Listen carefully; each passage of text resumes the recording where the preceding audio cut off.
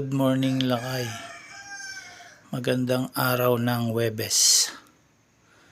Alam mo lakay, masaya man ang panglabas na anyo mo, pero may itinatago kang lungkot sa iyong puso at isipan.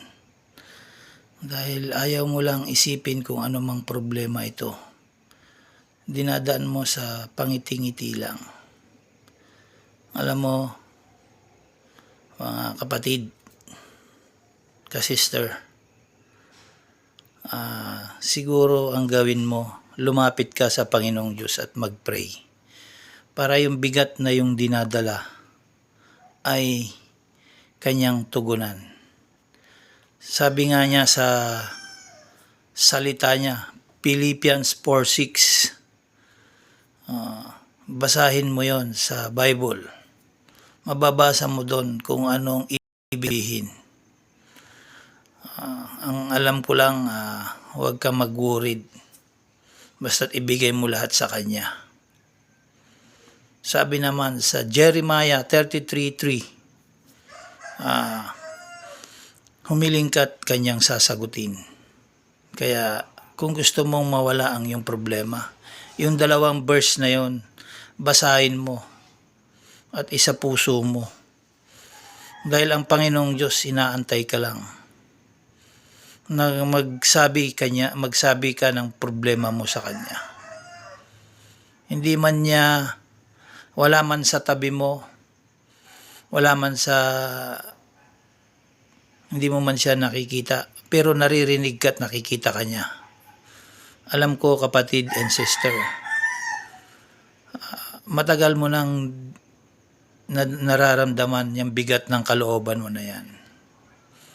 Pero pag lumapit ka sa Panginoong Diyos, mararamdaman mo yung kasiyahan na mararanasan mo sa buhay mo.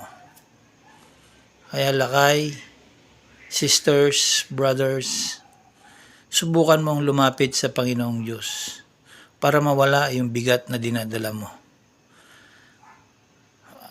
Nakikita sa mukha mo masaya ka sa panglabas na anyo. Pero sa kalooban mo, may bigat kang dinadala.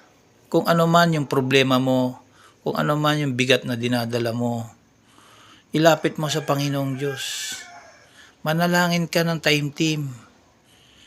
Pumunta ka sa isang kwarto o sa isang puno na walang nakakaistorbo sa'yo. Lahat, doon mo sabihin, lahat ng bigat na yung dinadala. Alam mo, ang Diyos marunong makinig. Pinapakinggan ka, pakikinggan ka. Malay mo, kung hindi bukas, ngayon, sunod na linggo, at madinig ang Panginoon ang iyong inahing, siguro tutugunan niya ito. Dahil inaantay lang ang paglapit mo. Brother and sister, lumapit ka sa Panginoong Diyos. Huwag mong dibdibin ang bigat na dinadala. Kaya ang masasabi ko lang, salamat sa Lord. At ikaw yon, kung napapanood mo man to, ikaw yon na nanonood sa bidyong ito. Subukan mo yung sinasabi ko para mawala ang bigat yung dinadala. Maging maayos ka kapatid. Yun lang kapatid. Ingat ka lagi and God bless.